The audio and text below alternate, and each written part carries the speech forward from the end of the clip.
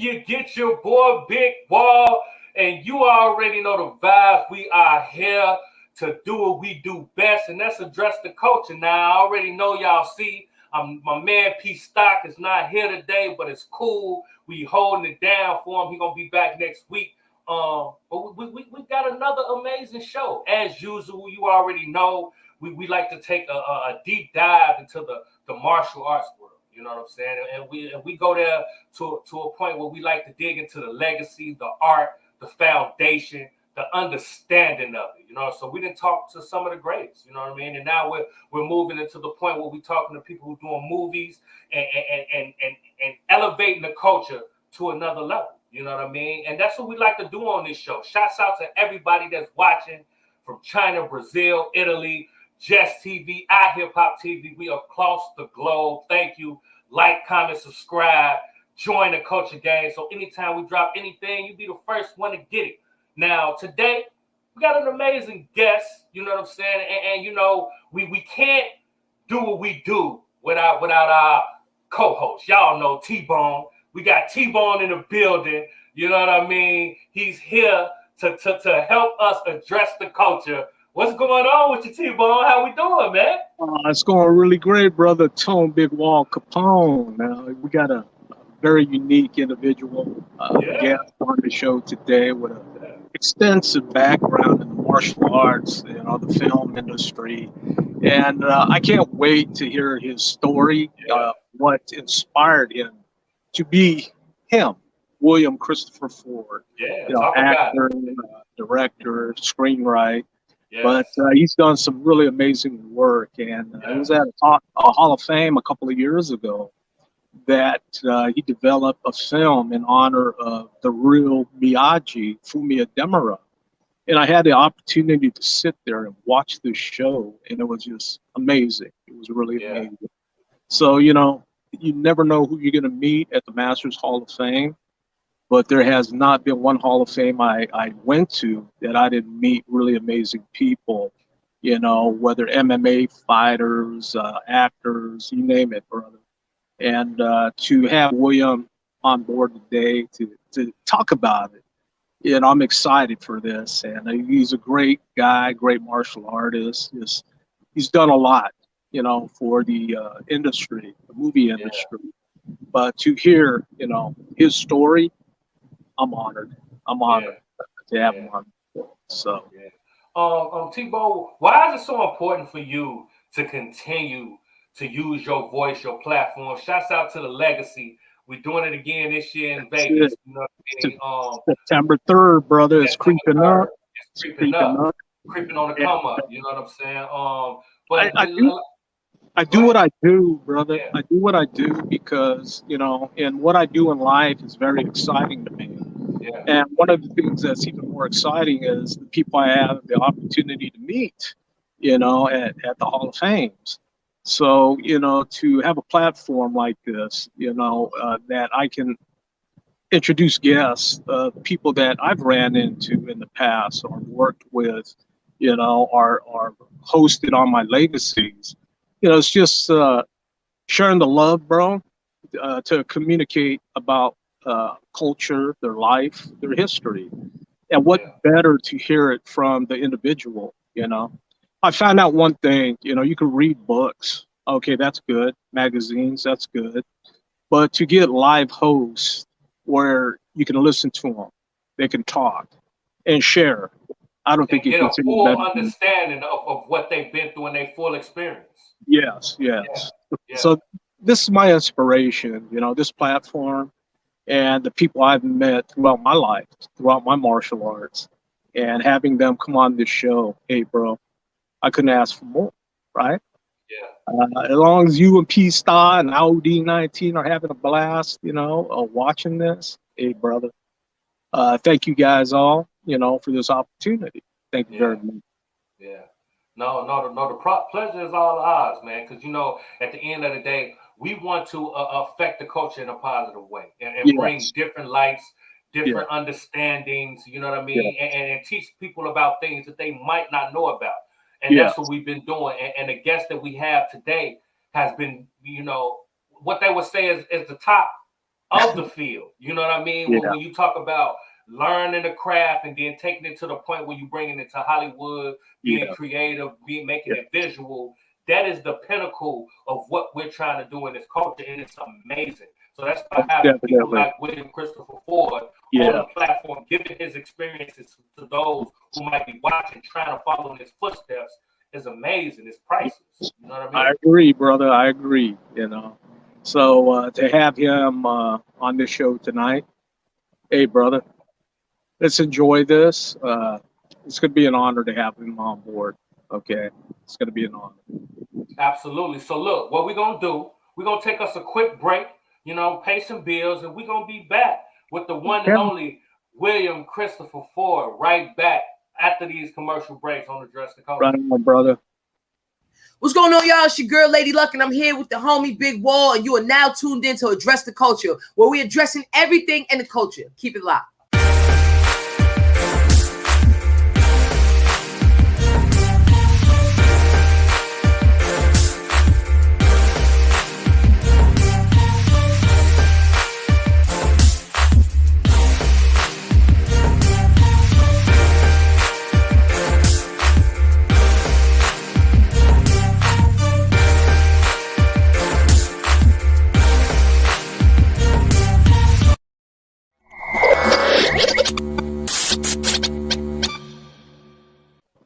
We are back. We are back. We are here on Address the Culture with the one, the only, Mr. William Christopher Ford in the building. Welcome to the platform and welcome to Address the Culture. Right on, William. Welcome. Thank you very much. It's an honor for me to be here. And then when good old Darren invited me on, I got very excited and checking out and seeing what you guys were doing. I've been looking forward to it all week. We appreciate that, man. We really, really do. Yeah, I've been looking forward to this too, man. You know, I was telling Tone Big Wall how I ran across you at the Masters Hall of Fame a couple years ago, and it was great meeting you in that perspective. But when you put on that film in honor of the real Miyagi, Fumiya Demura Sensei, that really hit here. You know, it was a beautiful show you guys did. Thank you. And there was probably a couple hundred people there, and we all just got into it, watching it, and it really hit hard, man. So incredible work, you know, that you did on that. And hey, man, it blew everybody away, you know, just watching it, you know, and then seeing Sensei Demura get up and receive his award. It was fantastic. It was fantastic. Well, you know, it was definitely a team effort. It was an interesting story on how that came about. Yes. And, you know, Sensei Demura was an influence in my life very early on. When I was a little kid, buying Black Belt magazine and Karate Illustrated and all this, you know, and I'd go to the store and, you know, my mom would buy me all these magazines that, you know, had martial arts in them because she felt they, you know, that kept me interested. And, you know, back in the day, I thought, man, anybody who's on a magazine, it's got to be great, you know. So, and, you know, as I've discovered over the years, that's kind of true. You know, they say never meet your heroes, and sometimes that's true, right? You meet them and you're like, it's a letdown. It's a total letdown. But you know what? I will tell you, Sensei Demura was the real deal, is the real deal. And yes.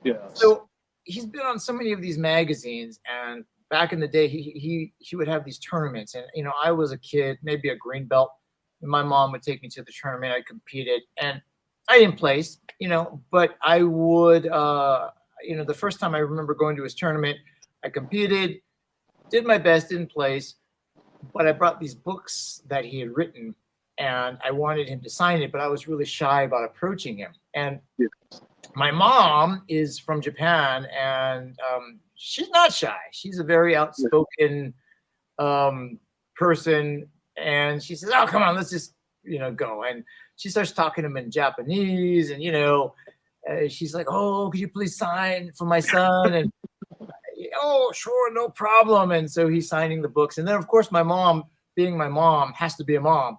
And she said, so, Sensei, what did my son do wrong? You know, as far as his performance, and you know, what could he do better? And I'm just like, oh no, come on. Don't embarrass me in front of one of my heroes, right? But she's being a mom, right? And you know, and Sensei told me something, because sometimes, you know, my mom had been around the game long enough to where she never did karate, but she was a master of the backhand, right? I mean, not karate, kareze, huh? You know what I'm talking about? Here's the thing. You know, my mom is a 90-year-old woman now who's very nice and very, you know, like, you know, she's very gentle. But, you know, back in the day, she used to drive around in a Chevy Nova and smoke cigarettes, you know. And, I said something to her. I mouthed off to her, and I saw her do this. And, like, I woke up 3 days later. Right? I'm like, okay, who you know, talk about it. Hey, you're not the only one. You're not the only one. You know? I think we all got that story. You know? Yeah, we all got that in common. That's a fact. My mom, this old Japanese woman, she's smoking a cigarette, right? And then she's driving a Nova with one hand. She's like, and then she takes a cigarette and moves it over to the other side of her mouth. She's like, like this, you know? So, you know, she takes me to this tournament. She asks Sensei Demura to sign the books for me. And then, you know, she, of course, you know, she says, you know, give my son some criticism, give him some coaching. And Sensei says, you know, you're really strong, but you need to work on your foundation. Your legs are a little weak. You need to, like, so he said, you tend to look at the ground when you do your kata, and your legs are weak. Your stances are not strong. So basically what he was saying was focus and foundation, right? And that could be applied to anything in life. It doesn't have to be physical, you know? 100%. Where is your focus and how is your foundation? And the fundamentals aren't fun, but they are essential, and we always have to return to that, right? No matter what. Definitely. Yeah, the basics, man. The basics. Everything. Now, prior to meeting Sensei in person, I had seen him. He used to perform at a theme park here in California called the Japanese Deer Park and Village.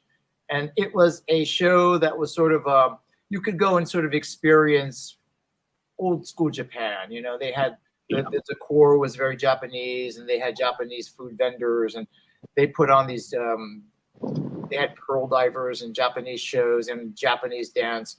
And one of the shows was a karate show that you could go and see. And it was a live performance by Sensei Demura and his students. And so my parents took me to see that. This was before I even took karate. And it was just so dynamic and so amazing and so explosive and exciting. And that was the first time I'd ever seen karate demonstrated live. And it just inspired me and lit me up. And then sometime later, I actually enrolled in the local karate school under Sensei Richard Rubago, who I think that Guro knows or knew. He has passed away, but he was my main instructor. And then after that, I spent a lot of time with his teacher, Sensei Tadashi Yamashita. So that is my actual karate lineage. And you know, Sensei Yamashita is a legend and an icon in its own right. But getting back to, so I'm telling you this because the stories are connected. So years later, I get a call. You know, I've opened up my school here in Torrance, Kaizen Dojo. It's been here for 10 years. And a couple of years into being here, I get a call from someone, and he says, hey, do you know that Sensei Rubago's school is closing down? And this is the school that I trained in, that I grew up in. And I was like, no, that can't be. That can't be true. And I called Sensei Rubago up, and he goes, yes, you know, unfortunately, the Carl's Jr. wants to expand into a drive-through, and the owner, they made the owner an offer he couldn't refuse. And so basically they said, hey, sorry, but you guys got to go.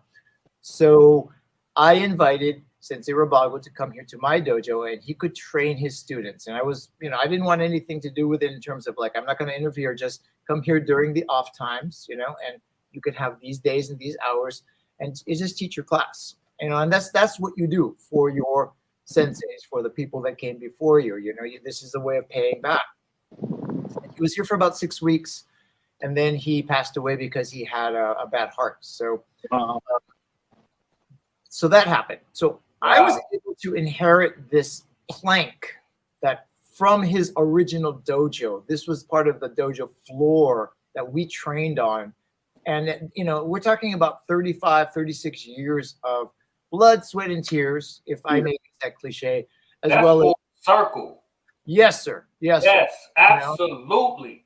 And I have this plank, and and you touch it, and you can kind of feel that energy, right? Yeah. And so I put it out on Facebook. I said, anybody who's trained with Sensei Rabago, please come by and sign the back of this board. So I had people coming by, old students who hadn't trained in years and whatever, and they just would say, thank you so much. Thank you for training me. Thank you for teaching me all the great lessons. And one of the people that came by was Sensei Richard Rabago's cousin. His name is Kurt Aptuhan. And Kurt is a Emmy Award winning cinematographer. Wow. And he came by, he was very close to Richard, and he trained karate as well. He signed the back of the board, and he says, let me know if there's anything I can do for you. And I said, well, Sensei Demura is going through something also. Sensei Fumio Demura's dojo, the city contacted him and said, this is the city of Anaheim. And they said, we want to expand the street. You got to go. And it's basically eminent domain. So he tried to fight it, and unfortunately, he lost that battle. So I said to Kurt, hey, let's go down and interview Sensei and try to capture the very last times, maybe one of the very last times that we could talk to him in his dojo, in this home that he created for so many people over the decades. And this is a dojo that had been there for almost 50 years. So we did that. And Kurt brings his equipment, right? He brings his good camera, his A-list, he brings all his good equipment and gear. And we do this interview in this dojo, and he is a cinematographer. So he's not just interviewing people, he's not just interviewing Sensei, but he's getting footage of the doorknob, of the mats, of the straw that's coming out of the mats, of the wooden planks, of the exterior of the building. Absolutely. Getting the essence. Because cinematographers, they see things different. You know what I mean? Yes, they looking for the fibers on the clothing. You know what I mean? Sir. Absolutely. Yes. Absolutely. Yeah. And so then he looks at the footage and he says to me, we have something here more than just an interview. I think we have a film. So he comes back to my dojo and he films the other side of it, me talking about Sensei and me talking about my relationship with him. And at the end of the day, we had this 20-minute film, which we like to call a love letter to Sensei Demura and his students, and not only them, but anybody who's ever trained in a traditional martial art. The building itself it's like a living being. And we had other people come on board. The editor did a great job. The music was beautiful by Randy Miller, and people will watch it, and we've got so many people say, wow, that made me cry. That made me tear up. It was powerful. It was powerful. And that was my gift to Sensei, and it was a collaborative effort. But I think even today, even more than the Karate Kid stuff and anything else, it's my proudest accomplishment regarding films. And tell our audience the name of it. Pardon me? Tell our audience the name of it. It's called The Last Dojo. Yeah. Here we go right here. And somebody asked me, is it really the last dojo? And I said, well, not the last dojo on earth, but it was his last dojo. Yes, very powerful. Very powerful. The good thing is that, the city did compensate him. He did relocate. He's still in Anaheim, Santa Ana, actually, in Santa Ana. And, he's got his loyal students and his loyal family. and they're carrying on the tradition. Now, the bad news is, the ironic thing is that there was a McDonald's on the corner next to the dojo. That McDonald's is still there, and they have not expanded the street because basically, wow, they were able to say, no, we don't think we're going. We'd like to stay here, and you can fight us if you want, but no, we're not going. Oh, so, you know, Ronald McDonald got a lot of money. Well, Ronald made some paper, over the years. That's for sure, man. A little bit. Yeah, but the history. And you know what? I'm not taking anything away from there because Ronald McDonald House and things like that. They've done a lot of great things. Absolutely. So, we keep things in perspective, right? And it is what it is. But that's just the irony of it. But that's the story. So any of your viewers who haven't seen The Last Dojo, it's only 20 minutes, and it's a nice, beautiful little piece. Check it out. It's free on YouTube. And I think that you'll appreciate it. Yes. I've watched this several times. Matter of fact, I watched it at the Masters Hall of Fame, but I wanted to watch it on big screen. That way I could really get a good look at it. And it is touching, very powerful, for Thank you. Sensei Demura. And you did a fine job with that. It touched everybody at the Masters Hall of Fame. It really did. Sensei Demura himself is like, you meet him and he is humble and he's kind and he's generous and he is he's what you'd expect to be from a true master, and that's he's one of my heroes still, and he's still that's who I want to be when I grow up, Sensei Demura. And he's been in the hospital many times over the years, almost died several times. So I think he's got about maybe 6 more lives left. He's got 3 of them already. Maybe more than that. What have you taken from your mentors that you have been teaching or giving to your students and people who you have come across along the way, that gifts that you continue to give from the people that you admire and speak about? You know what? I have 5 things that come to mind immediately, and number 1 is respect. And respect other people, and make sure you save some of that respect for yourself too. Self-respect is very important. It's a big lack of that, to say the least. Very much so. Yeah. But first, give it, and you will get it, and not necessarily from the person that you want to get it from, but whatever goes around comes around. And, that's a fact. But it's got to start from you. And oftentimes people treat other people in a way that is not good because they don't respect themselves. They don't love themselves. And you know what was so important, because I don't want to cut you off, but it was so important, and it was a jewel when you said about respect. You respect, and it might not come back from who you want it to come back from, but it's gonna come back. That is so important. That is so important, because you look for respect from all the wrong places, and it may not come from that. It's gonna come back, but it might not come the way you want it to come, and that is very, very important, because a lot of people get caught up in where they think it should come from. That's amazing. I like that. Don't look for love from your Instagram followers. Don't look for love from fame and whatever. All of that is very fickle, and it ain't real. You know what I mean? And it's like and it comes back to like what we were talking about earlier, is focus and foundation, right?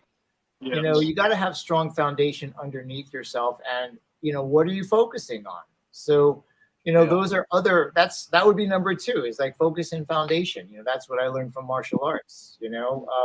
Check your focus, because you might be focusing on the wrong thing, and you might find your foundation faltering underneath you, and then you're wondering, okay, what do I do? That leads to number 3, which is your inner strength. It's like, be strong, don't give up. It's not going to necessarily happen today, but if you love something, do it. Keep doing it. Do it for love. Do it for passion, and the reward will come, and it may not be, again, in the way that you think it will come. Talk about it. you know, it's part of it is the doing of it, and it will come, you know. And then I think the fifth one is have fun. You know, if you're going to be doing something, find the fun in it. You know, if it's always going to be like, you know, oh my gosh, you know, then that's a losing battle. And if you can find a way to make it fun, I'm having fun with you guys right now. Yeah, me too. I'm having a ball.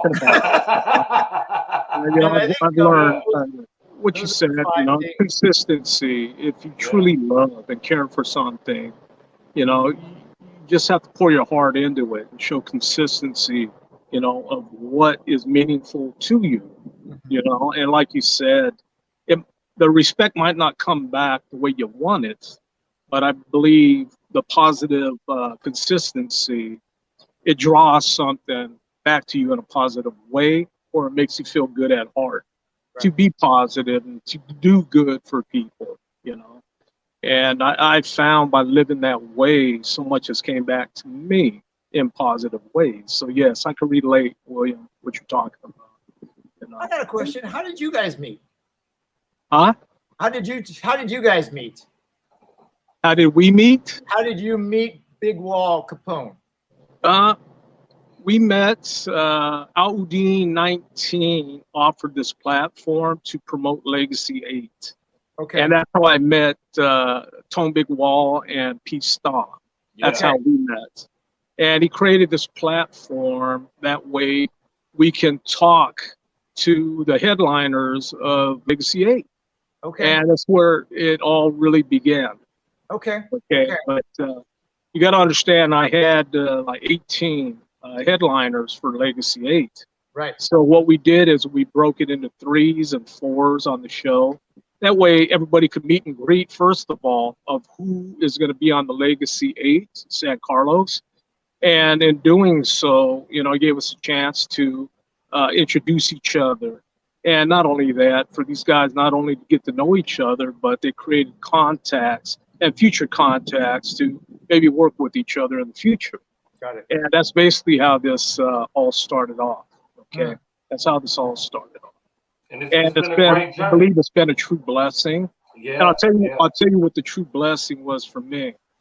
The promotion was for Filipino martial arts, but I had an idea to open it up to all martial arts, William, because I've ran across folks such as yourself at the Masters Hall of Fame.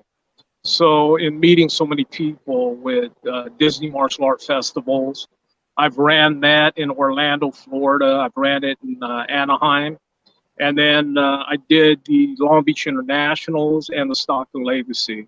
So before I began filming and started with Legacy 1 with Val Majelovic, EM3, I've already done probably 5 legacies before Val offered to film them.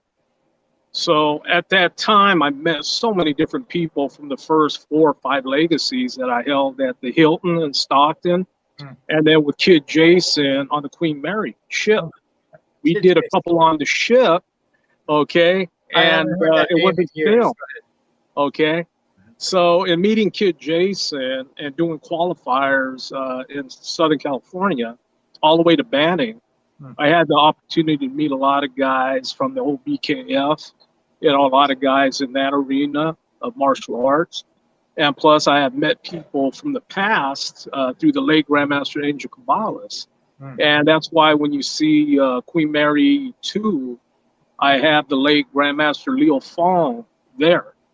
And his assistant there was Adam James, one of his students.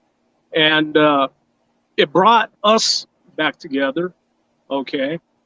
I know the late Leo Fong was a student of Angels, and I had the opportunity to talk with him on the phone prior to the events. So that connected me with the late Leo Fong, and this is how I was able to host him in Legacy 2. I had him for Legacy 1, but he had a health issue for Legacy 1, so we missed it. Legacy 2, he was feeling better. Boom, he jumped on board, and we had a great time. And that's the first time I've really ever worked with the late Leo Fong. But from then on, we had talked on the phone, you know, for future events, shared ideas, Nice. and talked about Stockton because he spent many years here in Stockton, California.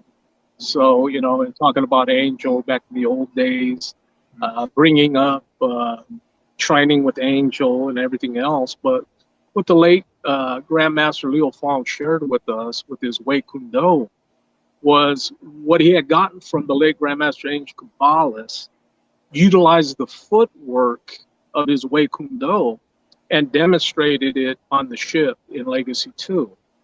And it was powerful, you know, to see a man, you know, with such an extensive background, you know, with Bruce Lee, and the guy, he has been everywhere, you know, and he's touched so many lives. But to share what he picked up from the late Grandmaster Angel Caballas, and him and Adam sharing the footwork of the late Grandmaster Angel Caballas in combining it to his Wei Kun Do, it was beautiful. It was beautiful, and it was powerful. I enjoyed it, you know. But from there on, I had the opportunity to talk to him a couple of times. And then, matter of fact, I created Legacy World, Master Claudio Morelli out of Italy. We hosted late GM Leo Fong on that show. And then he passed away, I believe, not even a year later. So, you know, to get him on that show was powerful too. Yeah. And it was wonderful listening to his past, his bio, you know, how he started out boxing as a young kid, what he dealt with in his life, and his connection to Bruce Lee. So, you know, it was an honor to connect with late Grandmaster Leo. And I had talked to him on a few occasions before he passed away, you know, talking about what's the future with this whole coronavirus and everything else going on. But, you know, I thought he was going to get through coronavirus. I really did. But it's taken so many different martial artists' lives. You know, that was heartbreaking. It's taken a lot of lives. It really has. A lot of martial artists. Yeah. And that's why us connecting like this is very important. You know what I mean? And we're going to continue to connect. But what we're going to do, we're going to take us a quick break. And we're going to be right back with William Christopher Ford, and we're going to get into a little bit more of his amazing story and everything he's accomplished in the culture. We'll be right back after these breaks, all right? Oh, man, because the bar game crazy, man. I see you over there going crazy on the project, you know what I'm saying? Appreciate it, man. Yeah. Just being consistent, you know what I'm saying? Understanding where I want to go musically, you know what I'm saying? Now you spoke about a team, man. And I know you work with the Networking Queen. You know what I'm saying? I work with the Networking Queen too. My management. Shouts out. Yes. You already know the vibes. So when I was coming up, it was all about getting a record deal. Facts. You know what I'm saying? It wasn't about building your own label and your own thing from the beginning. So I think it would be more of that. Even though we did have Master P there, you know what I'm saying, and everything else, but it was also all about being signed, you know what I'm saying? So I think that's what it was. I probably would have took that chance way sooner, you know what I'm saying, on building it from the ground up. You dig what I'm saying? What's good? It's the kid Stevie Stone, and right now you are tuned in to Address the Culture. Big shout out to my family, Big Wall, much love. Hear me? We gonna talk about it. Come and address the culture, huh? We are back with William Christopher Ford right here on Address the Culture. We're talking about everything, and I kind of want to get into, you know, the 52 Masters, correct? Yes, sir. Yes, let's kind of talk about that, because when we talk about 52 Masters, the first thing I think about is it's 52 people in this room that can cause some serious damage. You know what I'm talking about? So, and that's a connection. So can you kind of talk about that and how you got involved and how you came to be in such an illustrious situation? Well, you know what? When I turned, I was 51 years old and getting ready to turn 52. And I said to myself, it'd be interesting to do something to celebrate turning 52. It's kind of a cool number, you know, 52 cards in a deck, 52 weeks in the year.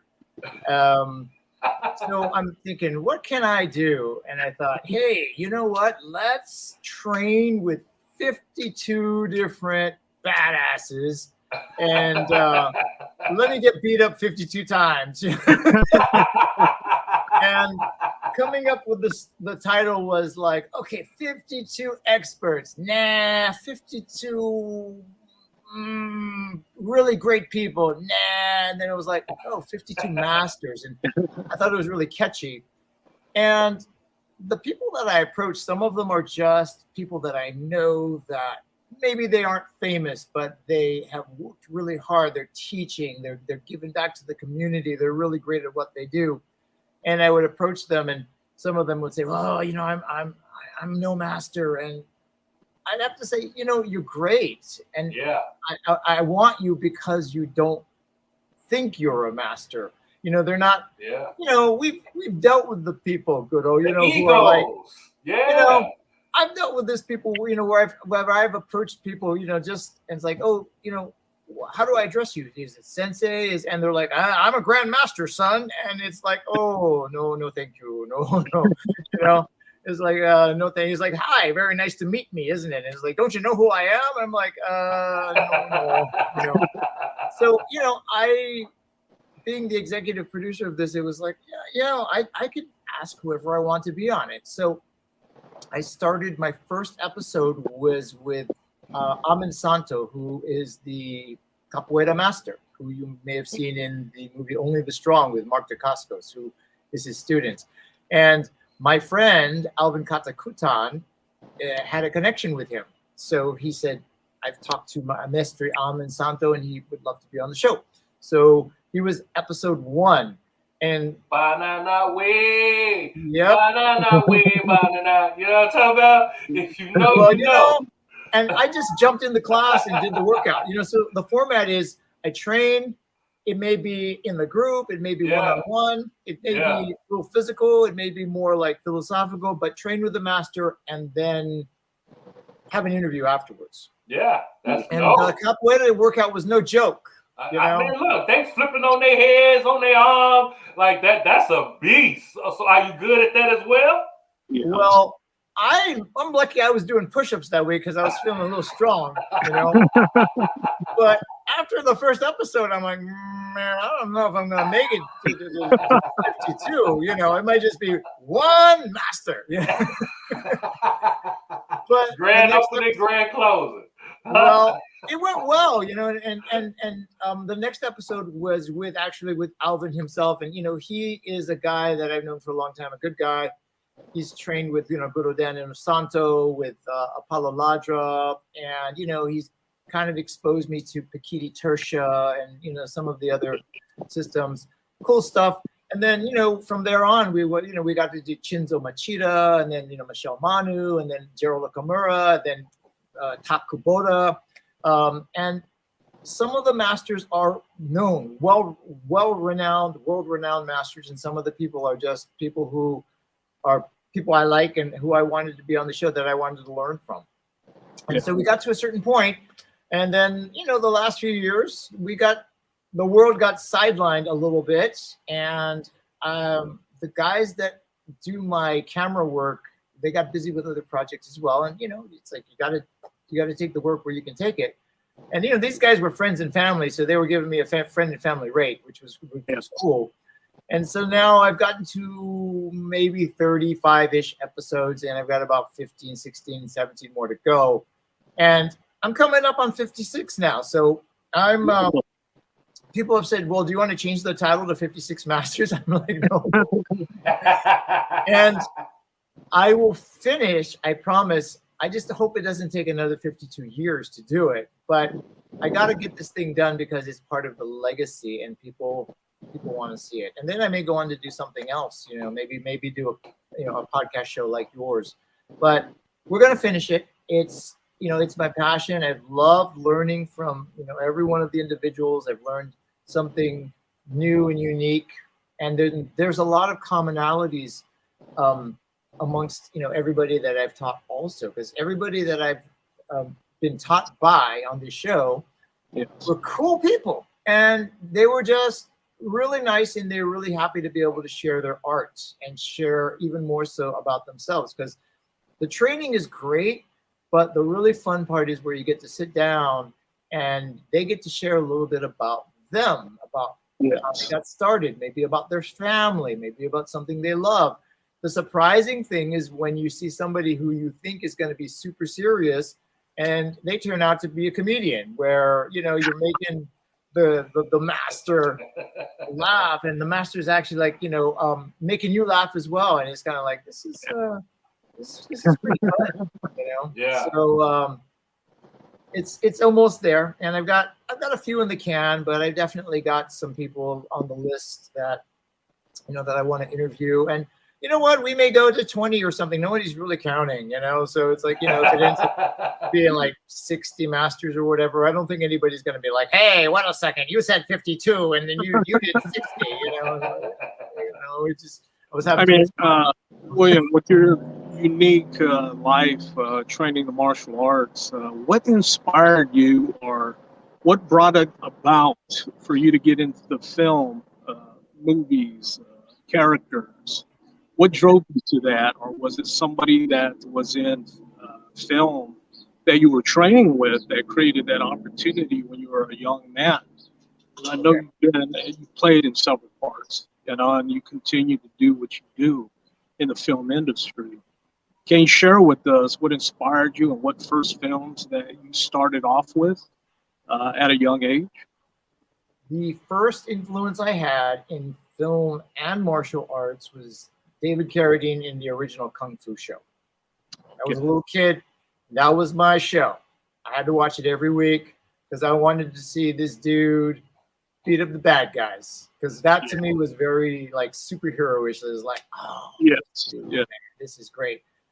After that, it was two influences. I got a chance to see a film called Game of Death, and it was they finished the old Bruce Lee movie from he had shot the film, he did the fight scene with Kareem and all that.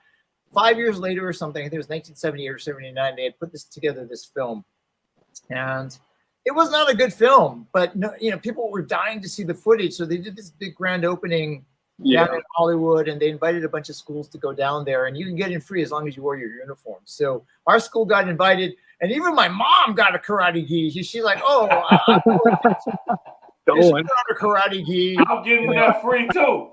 It was like a free movie. Yeah, So, we go into this theater, you know, and then, you know, at that time, you know, speaking, I think, you know, Linda Lee was there, Brandon Lee was there, Shannon Lee, Mr. Inosanto was there, and we go into this film, and the lights go down, and the people go crazy, and the opening scene is Bruce Lee, you know, doing this. There's this montage that is really, really well done, where it shows all this old footage of Bruce Lee, and it's sort of like with roulette wheels and all this really cool stuff and beautiful music.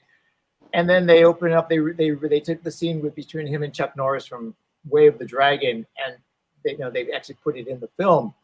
And the people are going nuts, and I'm going, oh my gosh, this is so amazing, because I had never actually seen the real Bruce Lee, you know, form prior to this. Yeah. And I'm really into the entire movie. And I didn't realize at the time that they were using doubles and things like that. And the end of the movie, he goes up to the tower, and then the actual Bruce Lee shows up, and he's got his yellow and black tracksuit, and the audience starts taking pictures of the screen. I mean, it was electric, you know, and I'm just like, what's going on? But people were just going nuts. And then I found out later, you know, the story of how the Game of Death was recreated and all that. And then they re-released Enter the Dragon, which I hadn't seen yet. And, you know, then I really lost my mind, because now we're talking about, you know, a whole movie, you know, with Bruce Lee and Jim Kelly and John Saxon and the whole thing, Bob Wall. It was just, you know, an amazing experience. So that's when I you know, my mom bought me the yellow nunchucks with the black stripes on them, you know, and all that, and I just really went full in. And then finally, the the third influence was a movie called Star Wars, which I saw in 1977 in the theater before, any of this other stuff, before it became A New Hope. And I wanted to be Han Solo, and I wanted to have a ship like the Millennium Falcon. And then when I saw him do Raiders of the Lost Ark and played Indiana Jones, I was like, okay, I know what I want to do. I want to do martial arts, and I want to do movies. And those were the influences that still will live with me today. And, I was also influenced by the old Kung Fu movies that you'd see on Saturday with Kung Fu Theater, Gordon Liu and all that. And also the samurai movies, Lone Wolf and Cub, highly influenced by those as well. So that was kind of those were the seeds that wanted me to pursue. Yeah, that grew up to do what you're doing now. Can you talk about the movie that you did with Michelle, as well as the Karate Kid and other things as well that you've done to create this dope legacy that you got? Are you talking about Michelle Manu? Yes. Yeah. Okay. We had her on the show. Oh yeah, that's our Vanity. That looks like we should be on the cover of Vanity Fair, right? That's and that's me, trying to flex and show my big vein. And there's Gerald kicking back like a boss right there. Next to Michelle is Jim Towns, who's actually the director. And the kid down here is Elijah, who's just this really cool. He's actually a student of Alvin Katakutan. It's just a really great kid. So Jim wrote something called Immortal Hands, and it is it's kind of like Highlander and martial arts. It's these long-lived sort of immortals, and they're looking for an elixir that will continue to allow them to maintain their own immortality. And when they meet each other, they have to fight to the death. So we have a cut that's done, but it's still being kind of edited and music and things like that, and then it'll be shopped around. But we had an idea to have Michelle in it, but originally we thought, okay, this is going to be a web series, and we'll bring her into season 2. And we ran into some casting problems, and we were trying to cast a role called Mama-san Show. And I kind of put it out there on social media, and I said, hey, we're looking for this character, female, martial arts experience, Asian, Polynesian, and let me know if there's anybody interested. And Kumo Michelle texts me and she says, hey, would I be able to audition for Immortal Hands? She's asking me so sweetly and so, and I texted her back and I said, Kumo Michelle, we would be honored to have you. Exactly. Like you're asking me, But yeah, here's the thing: but this wasn't the role that we had envisioned for her originally. Originally we had come up with something else, but we were kind of like going. And so my director calls me and he says, "Hey, what do you think about having Michelle Manu in for the role of Mama-san Show?" And I said, "Did you talk to her?" And he said, "No, I was just thinking, and we really got to get somebody in here, and I think she can do it." And I said, she just texted me. And I said, should we just offer it to her? And she said, yes, So, it was, not quite what we had hoped for, but it was what we needed. And she was there for us. And absolutely. That goes a long way. She's just amazing. And she's like my sister. I love her so much. She's just, she's always been very, very kind to me.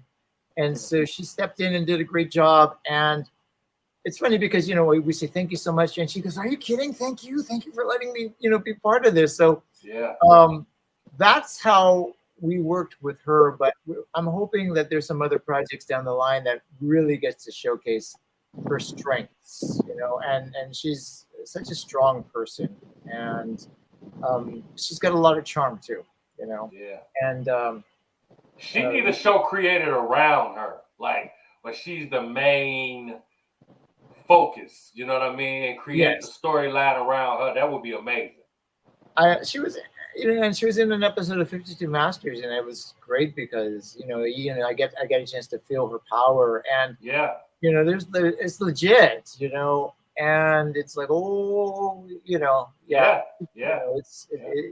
it's definitely some amazing stuff that she's got. And she didn't hurt me. There's some she applied some painful techniques to me because I said, I was the one who volunteered to do it. I said, okay, do you need somebody to demonstrate on it? And she wasn't doing it out of ego, but there's a technique where you take these two sticks, and you take somebody's fingers and then they go in between the sticks, and you're just like, But I'm old school and I'm gonna take it, right? And I'm not gonna complain about it, and it's like, okay, and we did it, and she looked great. She did a great job. But now in regards to Karate Kid, there's an interesting story because I'd seen Karate Kid 1 and 2 just like everybody else. And one morning, I think it was a Saturday morning, I'm asleep, and my buddy Rich Cancino, he's one of my Filipino brothers who he's actually one of my black belts too. I promoted him to black belt some years ago. This was before he before Kaizen Dojo and before we were training together. And he calls me up and he goes, "Hey man, there's an audition downtown in Burbank, and we got to go down there because they're looking for a villain for the new Karate Kid movie." And I'm like, "They're making another Karate Kid movie? Why?" And he says, "I don't know, man, but you got a good chance, so we got to go." And I read the thing, and it's like, well, we're looking for a Caucasian guy who's kind of a white version of Mike Tyson to be the villain against Daniel-san. And I said, well, I'm not exactly the Mike Tyson type, but I'll give it a try. We went down there. There's like 1,500 people in line. I'm just like, oh no! So he drops me off, parks the car. I get in line. He gets back in line with me as moral support. And John Avildsen, the director, he also directed Rocky. He comes out with his cameraman, goes down the line, and starts dismissing people. That's just how it is. Absolutely. You got to have the look out the gate. And I had short hair back then, but he was like, "Oh, thanks for coming. Thank you very much." He's coming by me, and I knew he was going to pass me up, but my buddy's like elbowing me and going, "Dude, he's coming." And he stops, he looks at me, and we can make that eye contact, and I'm just like, and he starts walking towards me, and it's very surreal. And he says, "Hey son, how you doing? What's your name and how old are you?" And I tell him, "Well, I'm 22, sir." And he said, "Oh, we're looking for somebody who's looking a little bit younger, maybe somebody who looks like they still might be in high school." And I was like, "Oh, okay. Well, can I give you my picture and resume anyways?" And I did. And I thought that was that. And a week later, his casting director, Kara Jones, calls me and says, "Well, we haven't cast this part yet, but we'd like you to come down and read." So I was like, "Yes, this is my chance." And I went down there, and I didn't have very much acting experience. And but I read my little heart out for this part. And she says, "Thank you very much, Mr. Ford. That was very good." And she puts her little hand out and I shake it. And, I leave the studio thinking, she said I was good. I know I got the part. I must have knocked it out of the park. And that wasn't the case. At the she was just being very nice. I didn't have very much experience. And I thought about it, think about it now, now that I've got a little bit of craft under me, and I was like, wow, that was really an awful audition. And she was just really nice, She was really being nice, huh? I couldn't bring the fierceness, they were looking for somebody who was like hard and intense, and I was playing it like a nice guy. I didn't know, right? I was, so some time goes by and I'm like, I didn't hear anything, and I got all depressed again, and I go for a run. And then I get a message on my answering machine, old school answering machine. "Hi, this is Carol. We cast Mike Barnes, but we need somebody to come down and be one of his henchmen." Okay, I can hench. So I go down the next day. I get to the studio and I meet Pat Johnson, who was a student of Chuck Norris, Tong Sudo legend. He played in Enter the Dragon. You remember he was the guy who was trying to extort John Saxon. He's like, "It's the dough, Roper, or we gotta break something." And he went on to become the referee and the choreographer and the stunt coordinator for the Karate Kid movie. So I meet him, and he says, "Yeah, you look fine, but it's really up to John." I get into the studio, and then in there, I see Mr. Ralph Macchio, and I'm just like, "Oh my gosh, it's Ralph Macchio." Yeah. And he comes up and he goes, "Hey, how's it going? My name is Ralph." And I'm like, "Yes, I know, very nice to meet you, sir. And pretty soon, Sensei Fumio Demura shows up. And he's like, hey, what are you doing here? And I tell him, well, I'm hoping to, get hired on as one of the bad guys. And he says, kind of shakes his head. Oh, okay. John Alverson finally shows up, and they bring him over to me, and he says, well, how old are you? And I'm thinking, oh, here we go again. So I said, I am 22, sir. And he looks at me. Yeah, you look young enough. And Sensei Demura says to him, John, you no worry. This kid, he's okay. And he says, okay, good enough for Sensei, good enough for us. Let's get him signed. Let's sign the contracts. Let's get him started. We got to get this thing running, And I think really they were running out of time. And they were like, close enough is good enough in my case. Yeah. And that's how that began. And I got to spend the next few months being on set.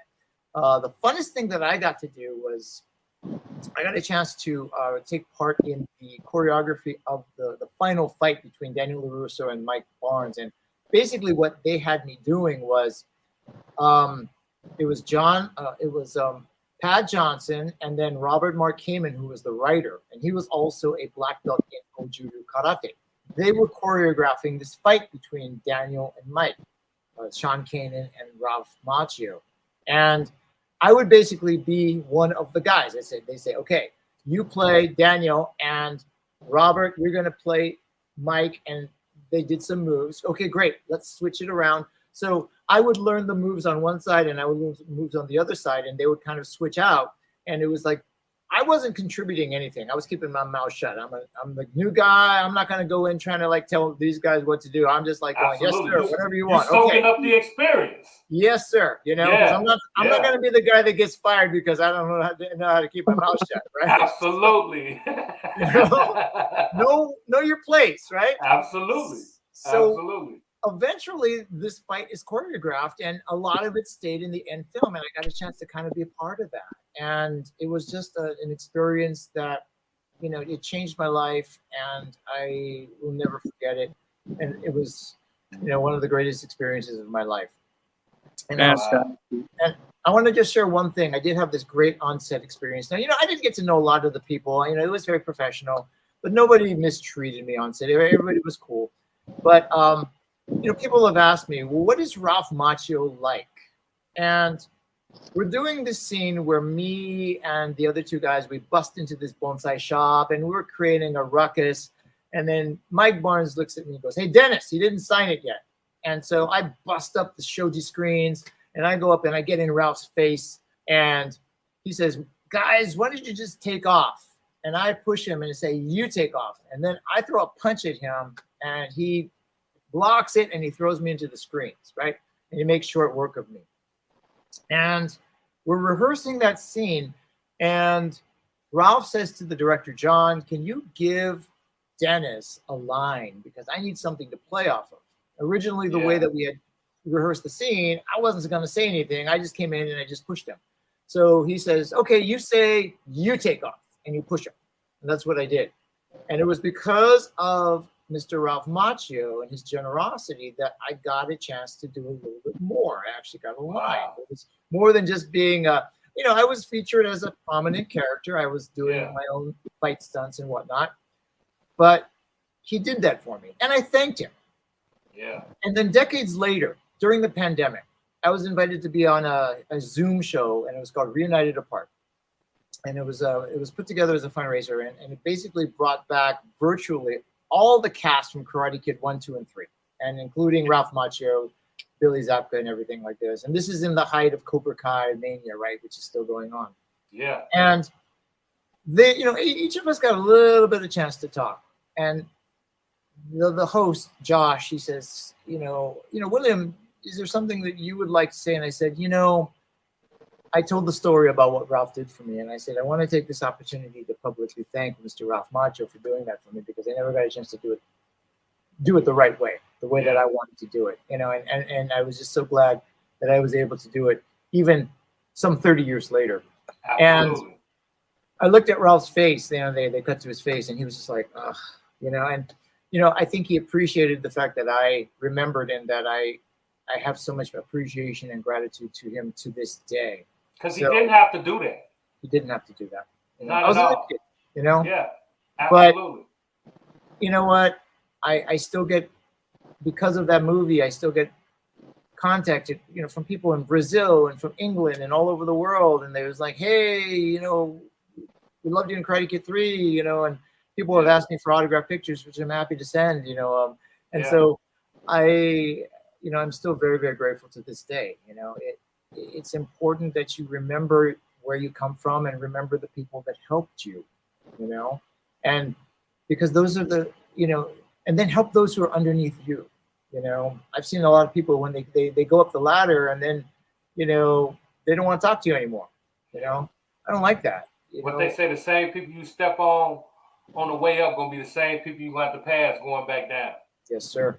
Yes, absolutely. Sir. And you know, it's important to treat everybody well. I look at people and I see how they treat other people, and it's like if they're treating the waiter or the cleaning person poorly, that's not a person that I think is a good person. Because it's like, okay, that's how you gotta treat that person. That's how you really are.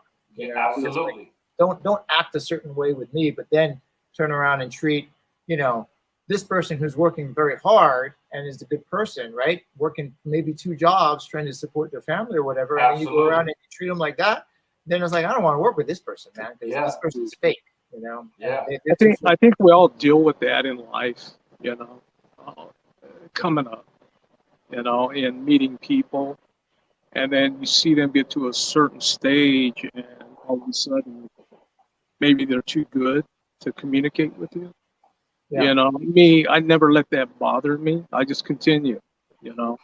But that's live and learn in life and working with people and how people treat you. You know, like the saying goes, what goes around comes around. And I do believe in that, you know, karma. But yeah, you know, I've had the opportunity to meet so many great people. That don't mean when you meet people, that don't mean you're going to be working with them forever, you know, from just shaking a hand or saying hello. But at the same time, we carry on with life and we try to be the best that we can be in what we do, you know. Absolutely. And then again, you know, there's a lot of people that you'd want to touch bases with, but do they give you an opportunity to touch bases with them? You know, so I understand what you're saying on that part. Sometimes distance can be a factor, you know, in trying to communicate with people all the way across California or even across the United States. But, you know, and what we do, sometimes we're only given the opportunity to try to create it in a time frame. But I noticed, you know, being a promoter of legacy, there's sometimes I try to mix the amount of people or who I bring in, but at the same time, I try to cover the lineage of what I'm trying to carry on in legacy. And there's not just one student under one specific teacher. And what it comes down to is the right timing, who you connect with, and who's willing to communicate with you on who you roll with. And that's become something, you know, in doing the legacy too. You know, you might have several people from one lineage, but how do you make everybody happy from one lineage? Do you bring them all in and then it's just on their lineage? That's a hard decision to make, you know. Do you cover several different lineages or do you just cover one lineage? That wouldn't be fair for legacy. So yeah, I understand what you're saying, but at the same time, it's not meant to happen sometimes, but it does happen. And if somebody takes it wrong, I understand that too. But maybe you could get them people in a later show. They're not completely forgotten about, is what I'm trying to say. Oh, I hear you. I hear you. And I think what I'm specifically talking about is just treating everybody with respect. It comes back to respect. Most definitely. You know? Most definitely. But so, I think as a promoter, you know, and you create something that a lot of people want to be a part of. And there's sometimes people can't get enough of it as a promoter. They want everything, you know, and sometimes you got to be politically correct too. you know, and go with people you know, or if it's easy for them to get there. Now, you know, you try to promote something in Hawaii, you try to promote the people on the island, right? Because it's easy for them. But try to take a legacy all over the United States and say, hey, can you make it to Hawaii? Would you like to be on Legacy 7? And then you get 3 weeks before the event, I can't make it. But then again, they got the promotion for the previous 8-9 months. And it happens probably every time, you know, you try to do an event. Yeah. You know what I'm saying? And then again, you can't make everybody happy either. So you got to go with what you can go with, or who's willing to go. And do people not like you?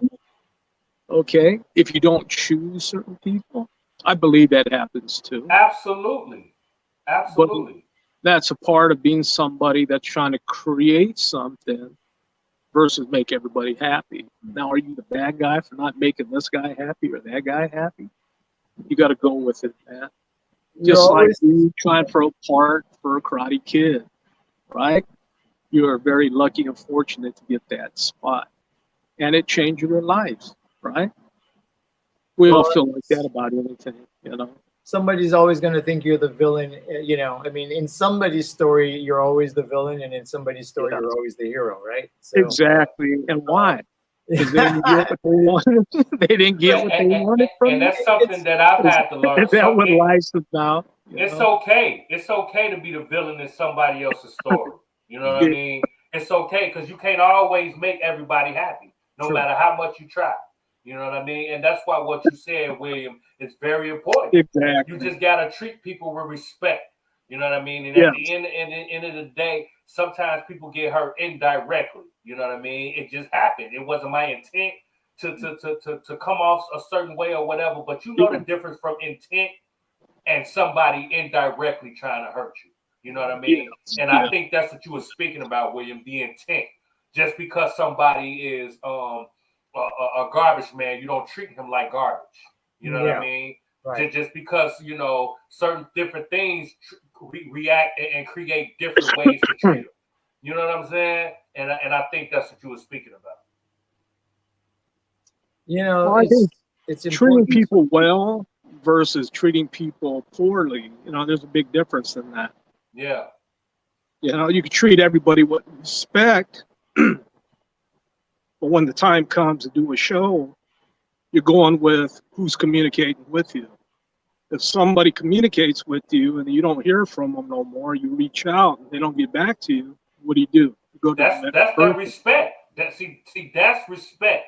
And that's somebody, in my opinion, that's intentional. You know what I mean? Because it's just a communication. Sometimes life happens. You know what I mean? Some things happen, but if you communicate that with me, I'm understandable and I'm able to make the adjustments. Now, if you just don't respond or nothing, that's where the respect factor come in. And I think, William, you were speaking about people who are just intentionally just being rude and treating you with no respect just based off of your status in life. Well, it's based on their perception and their focus, you know. And absolutely. I get it. People sometimes are focused on other things, but, you know, it's kind of like, you know, you're in traffic and, you know, you have road rage and you flip somebody off, you know, and then, you know, because you're rushing to get to an interview, and then you get to this interview and then you find out the person that you flipped off is the person who's interviewing you for the job, you know, and you're just going, this is kind of awkward, you know, and it's like, you just never know. You know? Never know. That is so true. That is so true. Treat everybody, you know, at least with, you know, politeness, civility, respect, just in case, you know. I mean, if you can't do it from your heart, just do it to cover your back, just in case, because you never know, right? Yeah. So that's where I'm coming from.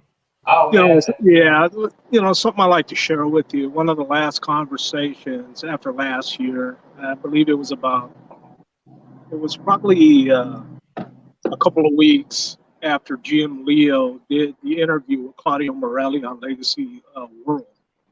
And he had called me up again, and we talked about his show. And he shared it with me. He goes, Darren, when I come to Stockton, you know, I've had a storage bin there for several years, and I need to go to Stockton to look for some things that I want to find. And then talking to his student, Leo, the reason why Leo came to Stockton to search in his storage bin is he had personal letters written by Bruce Lee that he was going to try to find and see if he still had them. And according to Leo, he says, Darren, he found them. And these are personal handwritten letters from the late Bruce Lee to the late Grandmaster Leo Fong. Yeah. Now, you talk about an incredible story, you know, his personal relationship with Bruce, but yet he had handwritten letters that Bruce was writing the late GM Leo. I mean, that's powerful. How many people can say they got written letters from Bruce, of all people? Mm. So, you know, I found out about that, you know, and it was amazing because Leo had told me he had great communication of friendship with Bruce. Okay.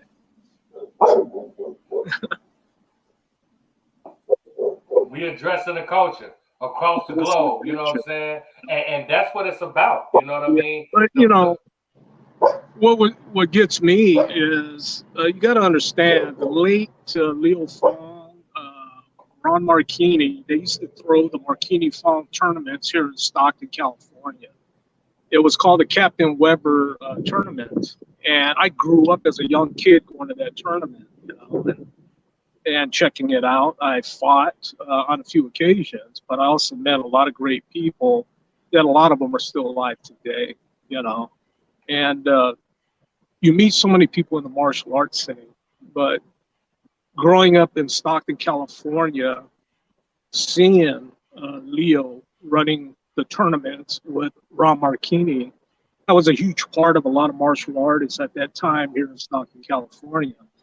But I think the connection between Leo and my teacher, the late Grandmaster Angel Caballas, that was very powerful too. And Angel did play some roles in some of Leo's movies. And so did Brother Sultanuddin. He also played in some movies with Leo Fong. So there was a connection here in Stockton with Leo, the late Leo Fong. And how many people he has connected with from the past too, you know, and getting to talk to him almost up until his passing, you know, it was really sad that he passed away. I mean, I thought Leo was going to live a lot longer than what he lived. So it did surprise me when he got COVID, he did pass away, because he was a very strong man, very strong man. Yeah, yeah. But his legacy continues. You know, when we talk about things like this and create conversations and just keep the lineage going. And that's why it's dope to have William Christopher Ford on the platform. Now, before we let you go, William, is it, when we talk about just your whole career and just your legacy, even you and your dojo, it's a beautiful setup behind you, man. I know it's a lot of teaching, a lot of learning going on in that place, man. We just talk about the future moving forward. What do you want your legacy to be, man? When it's all said and done, and you know, you can look back on everything you've accomplished in the culture. What would you like your legacy to be, and what stain would you like to leave on the culture? You know, in regards to teaching in the martial arts, I want people to be able to empower themselves, to be strong when they need to be confident, of course, to be able to protect themselves, but having firm foundation and, you know, going back to focus, being able to focus on what they want, having the ability to not give up. That's what I'm looking forward to impart, hopefully, to the kids that I get to share my time with. My kids, my students, you know, they are my greatest teachers. You know, the old saying, you know, when the student is ready, the teacher will appear, is the reverse for me. When the teacher was ready, the students, they appeared, and it was true. And the greatest lesson I've learned from my students is probably patience. And I have a lot of patience, but when you teach kids, you got to have more patience. And I hope that they are empowered and inspired, and I want them to be people, you know, and whatever it is they pursue in their lives, you know, do the best that they can. You know, don't give up. In regards to film, I want to tie it into the same qualities, the traditional values of traditional martial arts. You know, even if it is in an action film, I still want to be able to, maybe not necessarily in the execution of the fights, you know, but I would like to have the essence of traditional martial arts be shown, the important lessons that can be learned, the philosophical teachings, the core learning, you know, essences that a lot of people from the arts get. You know, there's something deeper.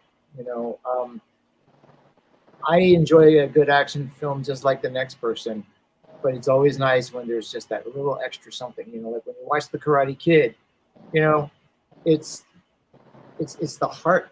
You know, that's what has made it a classic. That's what's made it enduring, and that's what I hope to contribute in for my legacy in terms of martial arts and movies. That's amazing, man. I want to thank you for coming through to address the culture, man. Blessing us with your energy, giving us your dope experiences, man. It has been an enriching experience, man. I know you spoke about doing a podcast. We got to do something together. We got a dope platform, a dope network. We could put your podcast on the network and tap in and continue to give out these dope lessons and giving out journeys. That's something that we would love to do, man, because your spirit, man, it's something about energy. You know what I mean? And your energy is great, man. You know what I'm saying? Time is something that we can't get back. So I appreciate you coming through, blessing us with some of yours, brother. One more question, William. I know you're working on current projects. Would you like to share any of these current projects you may be working on or trying to complete? I just did something with Jeff Jeds, who you know was close to Leo Fong. We did something called Junkers, A Lucky Night, and it's a 11-minute short that it pits me against Jeff. We fight each other. Beautiful. And maybe I'll give you guys a sneak preview of it, and you guys can check it out. But I can't share it publicly yet, but. And we like exclusives, you know what I mean? It's pretty cool. And then you can have me on a future show when we can actually show it, and then we can talk about it a little bit. That sounds great. That sounds great. That was a lot of fun. But I will leave you with this. You know, the word samurai means, you know, people think it just means a warrior, and that's not the actual translation of the word. It actually means one who serves. And it was a title given to warriors, and, you know, one who serves. I want to be someone who serves. And so to be able to do it on your platform would be a great honor for me.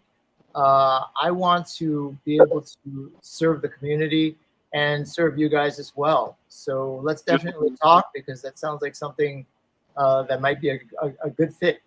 Yeah, I agree. I agree 100%, man, because we all about energy, man. And like they say, reach one, teach one.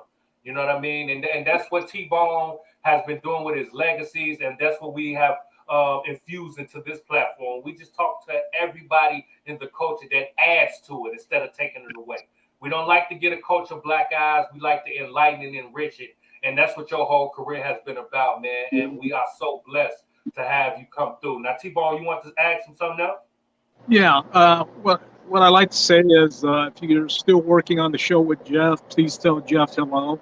I met Jeff, I believe, only one time, and it was at a full contact clinic prior Disney. And we had Shion Dana Abbott on a show, I believe, last week.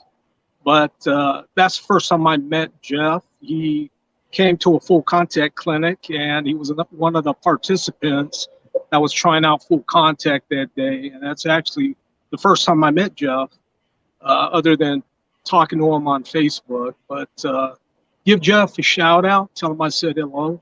Sure will. And we have communicated a little bit through Facebook. You know, he was excited about. Matter of fact, the show you just had mentioned. I wish you guys the best of luck with that show, man. I hope it's great for you guys, and we'll come across each other again. Tell Jeff hello, and I'd like to see him. It'd be great to see Jeff again. He's been really kind to me. He's a good guy. Yeah, Great good guy.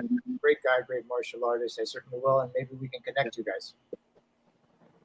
Absolutely. Anyway. That's what we doing. We addressing the culture and we connecting it at the same time, brother. You know, I really love what you're doing. Thank you. Thank you. Really appreciate it, thank you for coming on the show, William and Sharon. Thank you. I'm sure a lot of people are going to love this show.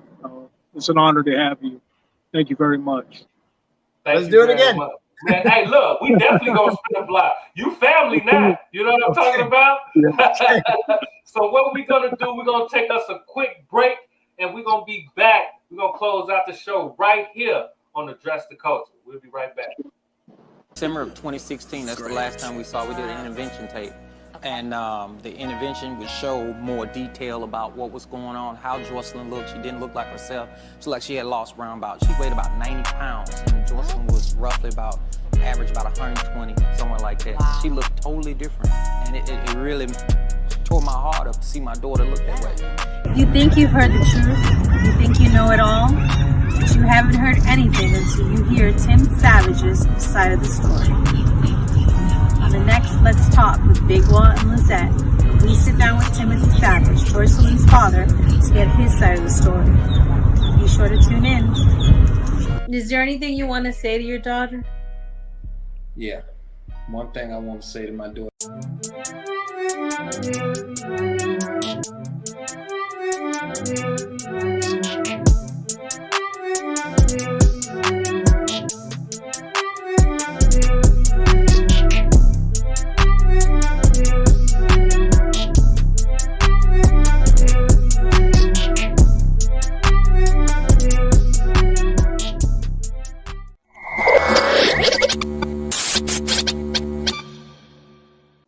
Yes, we are back, and that was an amazing show. Shout out to our guest, our tour guide, T-Bone, and our special guest, William Christopher Ford, for an amazing experience. Has given us everything that he's been through. And like I said, man, we're going to spin a block, and we're going to have him back. Sounds like we're going to have a show with him, and he's going to take us through his 52 Masters in person. So look forward to that coming up soon right here on the Address the Culture Network, powered by iHipHopTV, and you know you're gonna see T-Bone back because we just get started, man. He got a lot of guests that he's gonna bring through the platform to shine light on them as well, like he always do, giving their legacy as well as continuing his. Coming up in September, the legacy back in Vegas, big things. You already know the vibes. We are right here.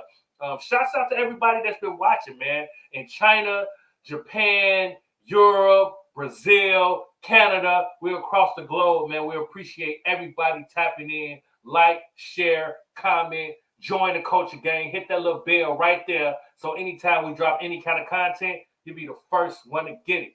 So until next week, it's your boy Bigg, and I'll be back. And like I always say, your culture makes you who you are. So make sure they respect it. We're going to catch you on the next episode. We up out of here.